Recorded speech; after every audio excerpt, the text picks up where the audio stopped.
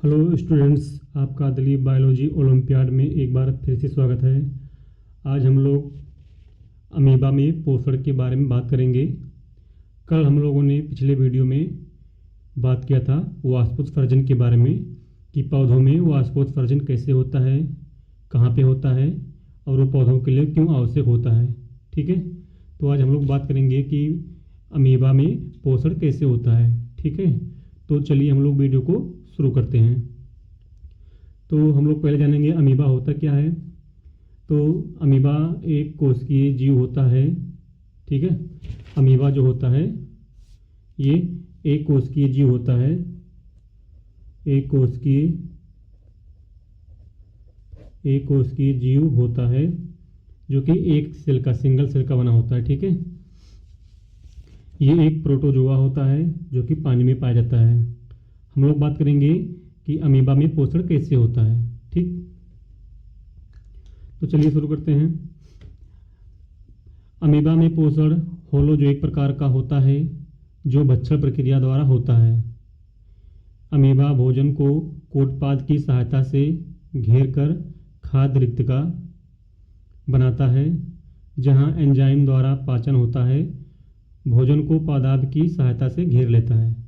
यानी कि जो अमीबा में पोषण होता है वो होलोजोइक प्रकार का होता है, यानी भक्षण प्रक्रिया के द्वारा होता है। यानी कि होलोजोइक का मतलब होता है कि भोजन को निगल लेना। जैसे हम लोग भोजन को निगलते हैं मनुष्य, वैसे अमीबा भी करता है।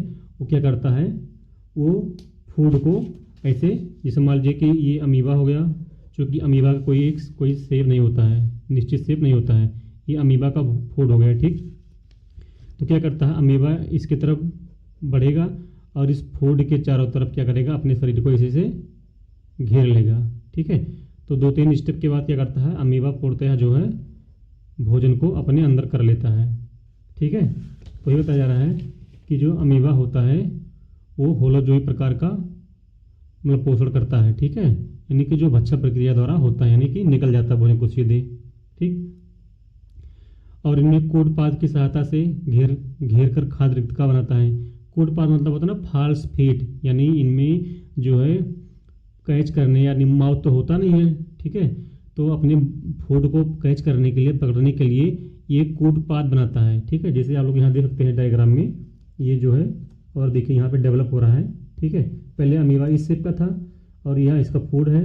ये अमीबा के केंद्र हो गया, ये भोजन कण है। ठीक, अगले स्टेप में देखेंगे कि अमीबा का जो शेप थोड़ा चेंज कर लिया अपने बॉडी को, और ये जो भोजन यहाँ पे था वो भोजन को अपने कोटपाद, ये जब पादाब लिखा ना, पादाब या कोटपाद, ठीक, इससे भोजन को पकड़ लिया, कैच कर लिया। ठीक, अगले स्टेप में फिर देखेंगे कि अमीबा का शेप कुछ इस तरीके से हो गया।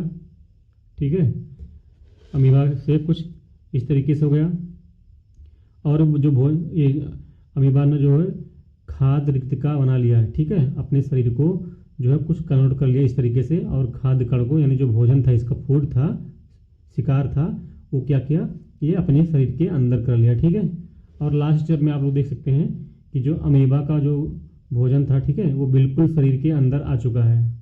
ठीक है, तो अमीबा इसी टाइप का पोषण करता है, और जो भोजन इसके अंदर शरीर के अंदर आता है वो उसको डाइजेस्ट करता है।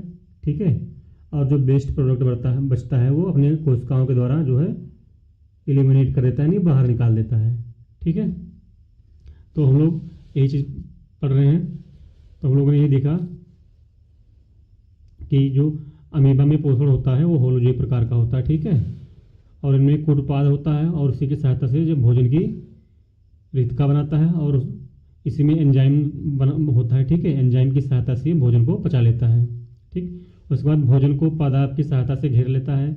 खाद्य रिक्तिका, जो अलग अलग स्टेप दिया गया ना, वही चीज़ यहाँ पे भी है। ठीक है, क्या करता है, भोजन को पादाब की सहायता से घेर लेता है, पहले इसको भोजन को घेरता है।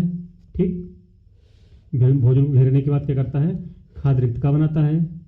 खाद्य रिक्तिका बनाने के बाद क्या करता है, उसमें जो जटिल पदार्थ का विघटन करता है। ठीक है, सरल पदार्थों में, यानी जो जब भोजन खाद्य रिक्तिका में चला जाता है तो थोड़ा मतलब क्या होता है, जटिल पदार्थ होता है, तो उसको तोड़ करके सरल पदार्थ में तो मतलब बदल देता है। ठीक, उसके बाद अगले स्टेप में बचा हुआ जो भोजन होता है अपच वाला, ठीक है, उसको कोशिका की ओर गत करता है, यानी जो अपच कोशिका की ओर गत करता है। कौन सा, जो बचा हुआ भोजन होता है। ठीक है, लास्ट में क्या होता है, शरीर से बाहर निष्कासित कर दिया जाता है। कुल मिला जुला करके क्या होता है, अमीबा जो है अपने भोजन को शरीर के अंदर ले लेता है अपने कोट पाद के द्वारा, ठीक है, और उसको अपने खाद्य रिक्तिका में स्टोर कर लेता है और उसको एंजाइम की सहायता से विघटित करता है सरल पदार्थों में, ठीक है, और डाइजेस्ट कर लेता है। और जो बचा हुआ भोजन होता है, अपशिष्ट भोजन, उसको क्या करता है, शरीर से बाहर निकाल देता है, ठीक है।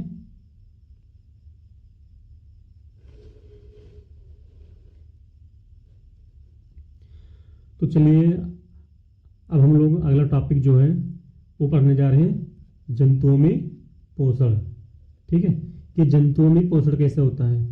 अभी तक हमने पढ़ा कि पेड़ पौधे अपना भोजन कैसे बनाते हैं, अमीबा अपना भोजन कैसे बनाता है, ठीक है, या कैसे प्राप्त करता है, ठीक, छोटे जीवधारी तो मतलब सूक्ष्म जीव थे, ठीक है। हम लोग बात करेंगे इस टॉपिक में कि जंतुओं में जो पोषण होता है वो किस टाइप का होता है, ठीक है, यानी जो बड़े जंतु होते हैं, ठीक। देखते हैं जंतुओं में जो पोषण होता है, पोषण परपोषी अथवा विषमपोषी पोषण विधि द्वारा होता है। यानी कि जो जंतु होते हैं जो पोषण करते हैं ना, ये परपोषी होते हैं, यानी कि किसी अन्य प्राणी के ऊपर या पौधे के ऊपर जो है आश्रित रहते हैं, निर्भर रहते हैं, ठीक है। और इनमें जो पोषण की विधि होती है ना, विषमपोषी प्रकार का होता है, ठीक है। जंतु में पोषण कैसा होता है, विषमपोषी प्रकार का पोषण होता है, ठीक है, ठीक। और इनमें जो पोषण का जो चरण होता है ना जंतुओं में, वो कई चरणों में यानी 5 चरणों में संपन्न होता है। देखिए लिखा है, जो निम्नलिखित 5 चरणों में संपन्न होता है।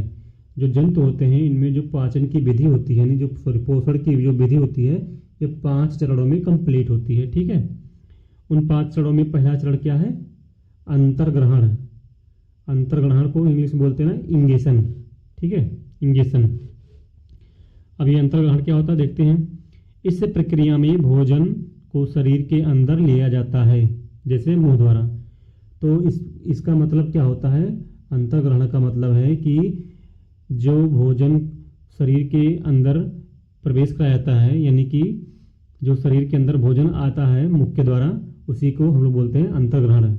सिंपल भाषा में कह लीजिए कि शरीर के मुंह के अंदर भोजन को लेना ही अंतर्ग्रहण कहलाता है, ठीक है। जैसे एक वाला खाते हैं ना मुंह के अंदर, ठीक है, तो कहलाता क्या, अंतर्ग्रहण कहलाता है, ठीक है। नेक्स्ट है पाचन, जिसको डाइजेशन बोलते हैं। पाचन क्या होता है, भोजन में उपस्थित जटिल कार्बनिक यौगिकों का एंजाइमों द्वारा सरल और घुलनशील पदार्थों में टूटना। पाचन का मतलब यही होता है कि हमारे शरीर में जो भोजन जाता है उसको एंजाइम्स की सहायता से जटिल पदार्थ से सरल पदार्थों में तोड़ देना, ठीक है। पाचन का मतलब ये होता है कि एंजाइम रिएक्शन, ठीक है, एंजाइम जो होता है हमारे शरीर में ना, उन्हीं एंजाइमों की सहायता से भोजन को सरल पदार्थों में तोड़ देना ही पाचन कहलाता है, ठीक है। जो जटिल पदार्थ होते हैं, जटिल कार्बनिक यौगिक होते हैं, उनको सरल पदार्थों में एंजाइम की सहायता से तोड़ देना ही क्या कहलाता है, पाचन कहलाता है, ठीक। अगला टॉपिक हमारा है अवशोषण। अब ये अवशोषण क्या होता है, पचे हुए भोजन का रक्त में मिलना। यानी कि हमारे शरीर में जब भोजन का पाचन हो जाता है तो उस भोजन में मौजूद जो न्यूट्रिएंट्स होते हैं, खनिज पदार्थ होते हैं, उन्हीं खनिज पदार्थों का अवशोषण करके हमारे रक्त में मिल जाना ही अवशोषण कहलाता है, ठीक है। ये प्रक्रिया जो है हमारी स्मॉल इंटेस्टाइन में यानी कि छोटी आंत में होता है, ठीक। छोटी आंत में एक फिंगर लाइक प्रोजेक्शन होता है, जिसको हम लोग बोलते हैं ना बिली या बिलाई बोलते हैं। उसी की सहायता से जो है अवशोषण की प्रक्रिया होती है। अवशोषण का मतलब होता है कि शरीर में जो भोजन था उसी भोजन का रक्त में मिल जाना ही क्या कहलाता है, अवशोषण कहलाता है, ठीक है। अगला टॉपिक है स्वांगीकरण। जो चौथा नंबर है स्वांगीकरण यानी एसिमिलेशन।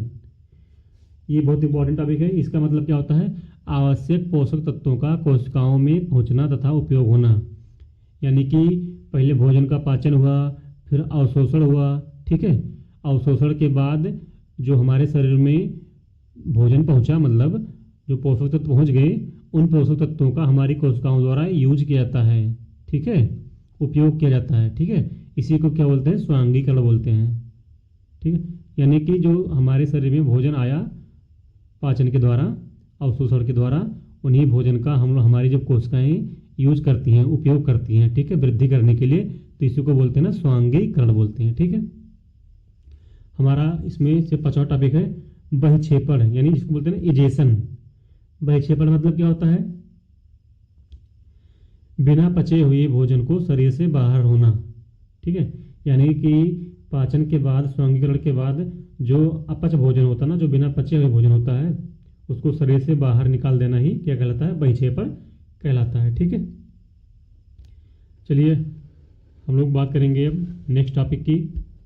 हमारा जो नेक्स्ट टॉपिक है यह है मानव में पाचन तंत्र, यानी मानव पाचन तंत्र, ठीक है। हम लोग अब बात करेंगे ह्यूमंस के बारे में कि हमारे अंदर या मनुष्य के अंदर पाचन कैसे होता है और पाचन तंत्र क्या होता है, ठीक है। तो शुरू करते हैं। मनुष्य में पोषण मुख्य रूप से भोजन के पाचन से शुरू होता है, यानी कि जो हम लोग में पोषण की विधि होती है, पोषण शुरू होता है वो भोजन के पाचन से ही शुरू होता है। जैसे जैसे भोजन हमारे शरीर में पचता जाता है, हमारे शरीर में जो है पोषक पदार्थ मिलते रहते हैं, ठीक है। पोषण होना वहीं से शुरू हो जाता है हमारा, ठीक। मनुष्य में भोजन पाचन के लिए विकसित पाचन तंत्र पाया जाता है, ठीक है। यानी कि मनुष्यों में जो भोजन को पचाने के लिए जो पाचन तंत्र होता है ना, यानी कि सुविकसित भोजन के मतलब सुविकसित पाचन तंत्र पाया जाता है भोजन को पचाने के लिए, ठीक है। पाचन तंत्र मुख से लेकर मलाशय तक फैला होता है। इसमें कई अंग शामिल होते हैं जो भोजन को पचाने में मदद करते हैं। यानी कि जो मनुष्य का पाचन तंत्र होता है ये कहाँ से कहाँ तक होता है, यानी कि जो मुख होता है मनुष्य का, ये जो मनुष्य का मुख होता है, ठीक है, यहाँ से ये जो मुख होता है और ये जो फूड पाइप होता है, यहाँ पेट होता है, ठीक है। यहाँ से लेकर के जो नीचे छोटी आंत, फिर बड़ी आंत, फिर नीचे जो मलाशय होता है, ठीक है, मलाशय, यहाँ तक, यहाँ से लेकर के यहाँ तक का जो सफ़र होता है, ठीक है, ये कहाँ तक फैला होता है? पाचन तंत्र मुख से लेकर के मलाशय तक फैला होता है, ठीक है, यानी काफ़ी लंबा होता है। इसमें कई अंग शामिल होते हैं जो भोजन को पचाने में सहायता करते हैं, ठीक है। अब देखते हो कौन कौन से अंग शामिल होते हैं जो भोजन को पचाने में। तो हमारा इसमें से पहला जो है वो है आहार नाल, ठीक है। अब ये आहार नाल के बारे में जानते हैं हम लोग, क्या होता है। मानव में आहार नाल 9 मीटर या 25 से 30 फीट लंबी नलिका होती है, ठीक है। यानी कि ये जो चित्र देख रहे हैं आप लोग, डायग्राम, यहाँ से लेकर के माउथ से लेकर के ये जो ग्राफ नली यानी फूड पाइप होता है, यहाँ पे लेकर के पेट और छोटी आंत और बड़ी आंत यहाँ तक यानी मलाशय तक, ये पूरा आहार नाल कहलाता है, ठीक है। तो कहा जा रहा है कि जो आहार नाल का जो मतलब आकार होता है, साइज होता है, वो होता है 9 मीटर, ठीक है। अगर फीट में बात करेंगे तो लगभग 25 से 30 फीट लंबी नलिका की तरह होता है, ठीक है। जो मुख से शुरू होकर गुदा द्वार तक होता है, ठीक है, मुख से जो शुरू होता है और लास्ट में गुदा द्वार तक पहुंच जाता है। इसके निम्नलिखित भाग होते हैं। जो आहार नाल होता है इसके भी कई सारे पार्ट होते हैं, आहार नाल के भी, ठीक है। तो चलिए देखते हैं कि वो आहार नाल के कौन कौन से पार्ट होते हैं। क्या क्या? पहला क्या है? मुख गुहा, दूसरा है ग्रास नली, तीसरा मलाशय सॉरी अमाशय, चौथा छोटी आंत, फिर बड़ी आंत, फिर गुदा, ठीक है। तो चलिए हम लोग एक एक करके समझते हैं। सबसे पहले थोड़ा चित्र जान लेते हैं कि पाचन तंत्र में कौन कौन से अंग शामिल होते हैं, ठीक है। तो देखिए आप लोग को दिख रहा होगा, ये एक मानव पाचन तंत्र का चित्र है, ठीक है।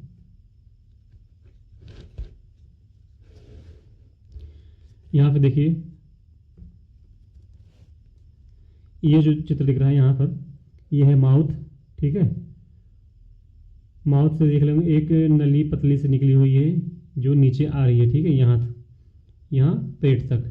ये जो दिख रहा है ना जे शेप में, ये जो है स्टमक होता है, नहीं पेट होता है, ठीक है, अमाशय जिसको बोलते हैं।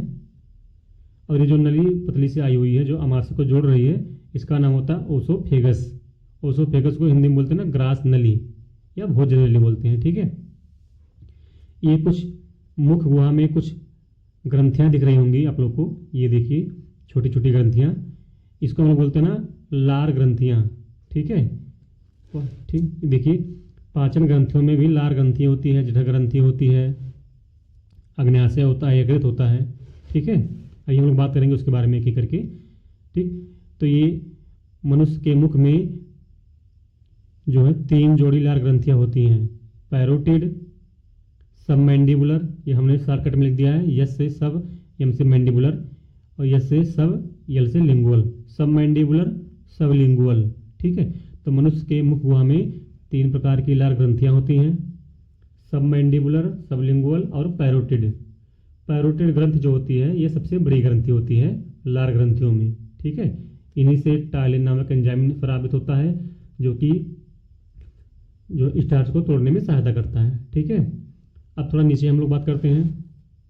ये हमारा अमाशय हो गया, यानी पेट हो गया। अमाशय के इस साइड में देखेंगे, ये जो दिख रहा है थोड़ा भूरे कलर का, ये जो है लीवर होता है। ठीक, लीवर यानी कि यकृत होता है। लीवर के जस्ट नीचे थोड़ा सा छोटा सा चित्र दिख रहा होगा आप लोगों को, पाउच लाइक स्ट्रक्चर, इसका नाम होता है पित्ताशय, यानी कि गॉल ब्लैडर जिसको बोलते हैं। ठीक है, पित्ताशय का काम क्या होता है कि जो लीवर से पित्तरस स्रावित होता है, निकलता है ना, वो पित्तरस जाकर के पित्ताशय में ही इकट्ठा होता है।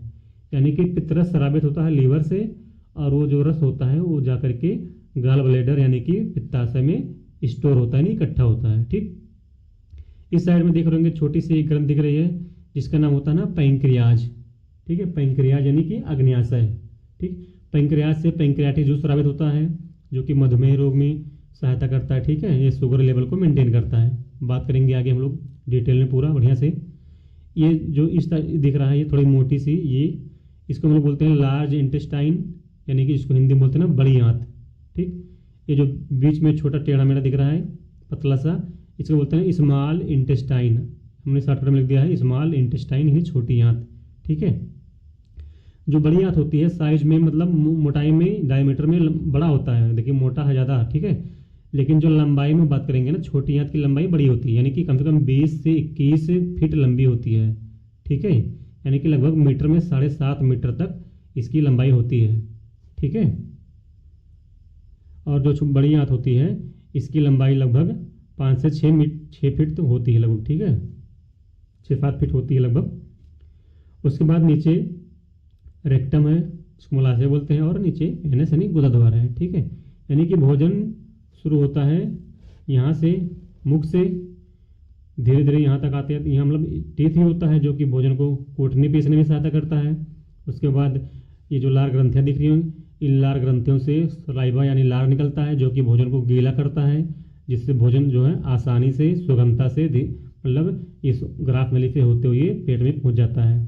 ठीक है, इस ग्राफ नली में एक गति होती है जिसको बोलते हैं ना कर्मांकुचन गति बोलते हैं। ठीक है, कौन सी गति बोलते हैं? इसको बोलते हैं कर्मांकुचन गति। अभी हम लोग इसके बारे में बात करेंगे आगे। ठीक है, तो यहाँ से कर्मांकुचन गति करता हुआ भोजन पेट में आता है। पेट में लगभग 3 से 4 घंटे तक भोजन पचता है। उसके बाद ट्रांसफर होता है छोटी आंत में। छोटी आंत में कंप्लीट डाइजेशन होता है, यानी पूर्णतया भोजन पच जाता है। उसके बाद जो बिना पचा हुआ भोजन होता है और जो एक्स्ट्रा पानी होता है उसको बड़ी आंत में भेज दिया जाता है। ठीक है, और बड़ी आंत से लास्ट में एनएस के द्वारा बाहर निकल जाता है। ठीक है, भोजन जो है बाहर निकाल दिया जाता है। ठीक, तो हम लोग बात करेंगे आहार नाल में कई सारे पार्ट थे। ठीक है, तो उन पार्ट में जैसे हमारा जो पहला भाग होता है वो है मुख तथा मुख गुहा। ठीक है, इसको कैविटी बोलते हैं, वोकल कैविटी। ठीक, अब मुख गुहा क्या होता है? मुख गुहा द्वारा ही भोजन का अंतर्ग्रहण होता है। ये सबको पता है कि मुख के द्वारा ही भोजन की एंट्री मुख मतलब शरीर के अंदर होती है। ठीक है, मुख में दांत, जिह्वा तथा लार ग्रंथियां पाई जाती हैं। लार ग्रंथियों से लार का स्रावण होता है जो भोजन को निगलने में तथा दांत भोजन को चबाने में या पीसने में सहायता करता है। ठीक है, ये जो मुख गुहा होता है इसमें हमारे जीभ होंगे, दांत होंगे और लार ग्रंथियां होंगी। ठीक है, और सबका जो है अपना अपना रोल होता है।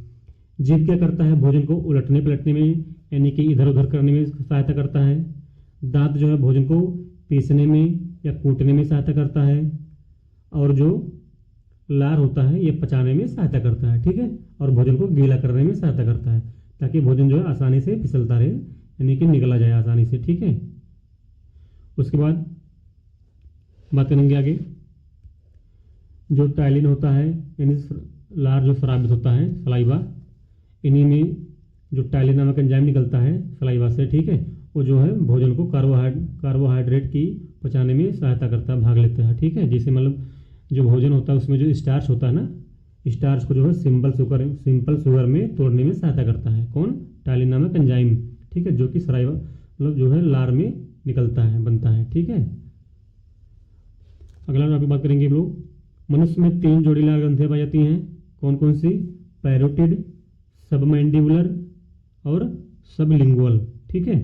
हमने बात की भी पहले ही, मनुष्य में लार ग्रंथियों की संख्या 3 जोड़ी होती है, यानी 2-2 डबल होते हैं, ठीक है।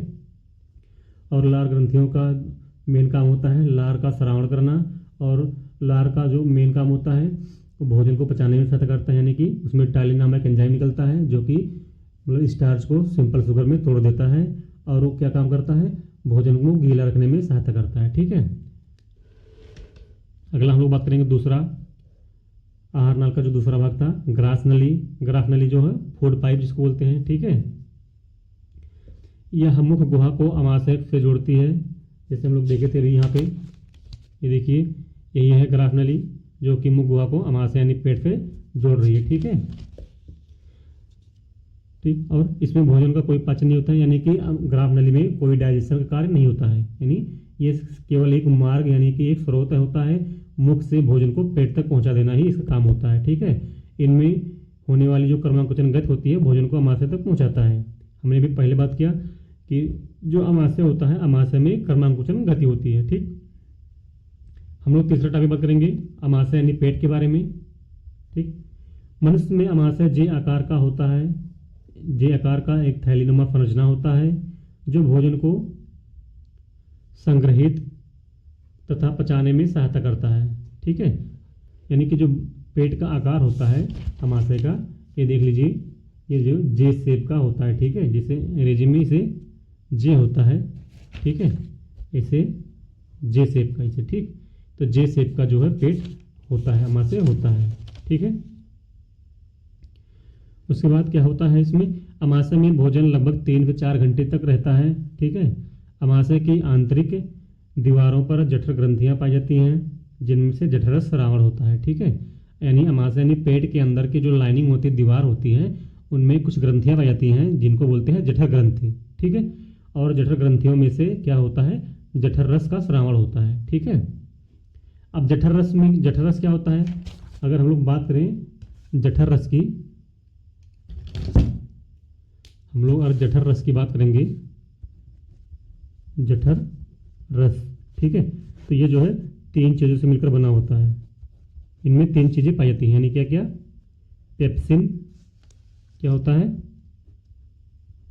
इसमें होता है पेप्सिन, और क्या होता है म्यूकस को बोलते हैं सलेस्म बोलते हैं, और क्या होता है इसमें HCl यानी कि हाइड्रोक्लोरिक अम्ल, ठीक है। इन्हीं तीनों चीज़ों से मिलकर के जठर रस बनता है, यानी कि जठर रस में यही तीनों चीज़ें पाई जाती हैं, ठीक है। अब हम लोग इन तीनों का एक एक करके फंक्शन समझते हैं, ठीक है। देखिए यहाँ पे दिया गया है सबका कार्य बहुत ही अच्छे ढंग से, ठीक है। तो जठर रस में 3 चीज़ें पाई जाती हैं, पेप्सिन एंजाइम, HCl इसको हाइड्रोक्लोरिक अम्ल बोलते हैं, और सलेस्म यानी म्यूकस पाया जाता है, ठीक। अब तीनों का हम लोग एक एक कार्य समझ लेते हैं। जो पेप्सिन होता है, ये प्रोटीन पाचक एंजाइम होता है जो प्रोटीन को अमीनो अम्ल में तोड़ देता है, यानी कि जो पेप्सिन होता है ये प्रोटीन को पचाने में सहायता करता है, यानी प्रोटीन को अमीनो अम्ल में तोड़ देता है, ठीक है। दूसरा है HCl का जो काम क्या होता है, यह अमाशय में अम्लीय माध्यम को बनाए रखता है, यानी कि अम्लीयता प्रदान करता है। HCl भी बहुत जरूरी होता है हमारे पेट के अंदर, ठीक है। ये शरीर को अम्लीयता देता है, यानी कि अम्लीय माध्यम बनाए रखता है, ठीक है। और क्या करता है, ये भोजन के साथ आए बैक्टीरिया को मारता है, यानी कि जब हम लोग भोजन करते हैं, खाना खाते हैं, तो उस दौरान कुछ बैक्टीरिया कीटाणु आ जाते हैं हमारे भोजन के साथ हमारे शरीर के अंदर, ठीक है। तो उनको किल करने में यानी मारने में जो है HCl का अहम भूमिका होता है, ठीक है। लास्ट वाला है सलेस्मा यानी म्यूकस, यह अमाशय की दीवार को HCl से बचाता है, ठीक है। या HCl के प्रभाव से बचाता है। मतलब कि यानी कि हमारे पेट के अंदर HCl होता है, यानी हाइड्रोक्लोरिक एसिड होता है। आप लोग को पता है हाइड्रोक्लोरिक एसिड यानी कि ज्वलनशील होता है, ठीक है, तेजाब की तरह। तो हमारे शरीर के अंदर जो पेट है, पेट के अंदर की जो दीवारें होती हैं ना, काफ़ी मुलायम होती हैं, ठीक है, कोमल होती हैं। तो वो जल न जाए उन्हीं इसलिए क्या होता है, श्लेष्म का निर्माण होता है हमारे पेट के अंदर। और उन्हीं श्लेष्म को ऐसे श्लेष्म का एक लेयर होता है, ठीक है, पेट के दीवार के ऊपर, ठीक है, ताकि जो है HCl से वो जले ना, उसके प्रभाव से बचा रह जाए, ठीक है। यानी कि श्लेष्म होता नहीं हमारे आहार नाल में सभी जगह पाया जाता है। जैसे मान लीजिए ना, कभी कभी हिचकी उचकी आती है या उल्टी होती है, ठीक है, तो उल्टी होती है ना, तो हमारे शरीर से क्या निकलता है, वो जो हमारे पेट में जो भोजन होता है वही तो शरीर से बाहर निकल जाता है मुख के द्वारा, ठीक है। देखिए आप लोग नोटिस कीजिएगा कि मतलब उल्टी होने के जस्ट पहले क्या होता है, हमारे मुख में कुछ पानी की तरह भर जाता है ना, वो क्या होता है, वही श्लेष्म यानी म्यूकस होता है। वो ऐसा क्यों होता है, ताकि हमारे पूरे शरीर में, हमारे पूरे आहार नाल में जो ग्रासनली होता है यानी मुख होता है, इनमें श्लेष्म का लेयर पहले लग जाए। श्लेष्म लग जाता है ना, ताकि पेट के अंदर से जो भोजन के साथ HCl आए, उससे हमारे मुख को या हमारे भोजन नली को या हमारे पेट को कोई नुकसान ना हो, ठीक है, ये होता है, ठीक। चलिए ठीक है, अब हम लोग इसी के आगे अगला टॉपिक बात करेंगे नेक्स्ट वीडियो में।